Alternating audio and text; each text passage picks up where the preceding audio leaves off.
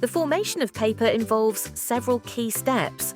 Raw materials like wood, cotton, or recycled paper are broken down into a fibrous pulp using water, chemicals, and mechanical processes.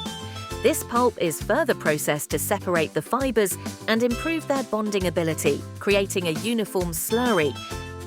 The pulp slurry is spread onto a moving mesh screen, allowing water to drain and the fibers to interlock, forming a continuous sheet.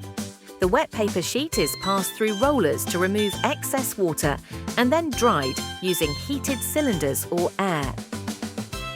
The dried paper is smoothed, coated, or treated to achieve the desired texture, thickness, and surface quality before being cut into sheets or rolled for use. Lastly, the paper is cut into desired sizes for work.